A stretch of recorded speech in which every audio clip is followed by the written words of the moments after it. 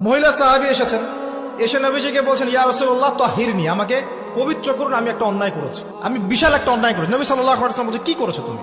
সে বলছে, আমি জিনা করেছি। নবী সাল্লাল্লাহু আলাইহি ওয়াসাল্লাম বলছেন, বাসায় যাও, বাসায় গিয়ে আল্লাহর কাছে তওবা করো, আল্লাহ পাক মাফ করে দিবেন। সে মহিলা নাছোড়বান্দা, না, আমার বিচার করে দেন, আমার বিচার করে দেন, পরকালে আমি শাস্তি পেতে চাই না, দুনিয়াতে আমার বিচার করে দেন। নবী সাল্লাল্লাহু আলাইহি ওয়াসাল্লাম বলছে, তুমি কি গর্ভবতী হয়েছো? হ্যাঁ, জিনার কারণে আমি গর্ভবতী হয়ে গেছি। নবী সাল্লাল্লাহু আলাইহি ওয়াসাল্লাম বলছেন, বাসায় ফিরে যাও, সন্তান যখন খালাস হবে তারপরে এসো বিচার করে দিন। নবী সাল্লাল্লাহু আলাইহি ওয়াসাল্লাম বলছেন, সন্তান কি দুধ খাচ্ছে? হ্যাঁ, দুধ খাচ্ছে।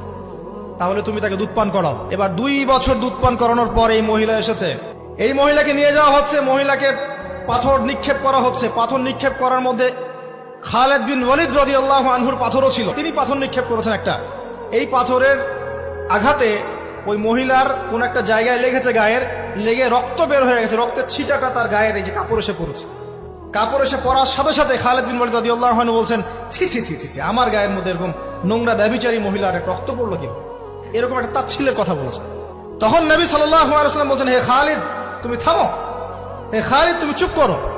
তুমি জানো এই মহিলা এই 2 বছরে 3 বছরে এত তওবা করেছে আল্লাহর কাছে, এই সমস্ত তওবা যদি মদিনাবাসীর মধ্যে বন্টন করে দেওয়া হয় তবুও কম হয়ে যাবে। আর আমি এখন দেখছি এই মহিলা জান্নাতে সাঁতার কাটছে।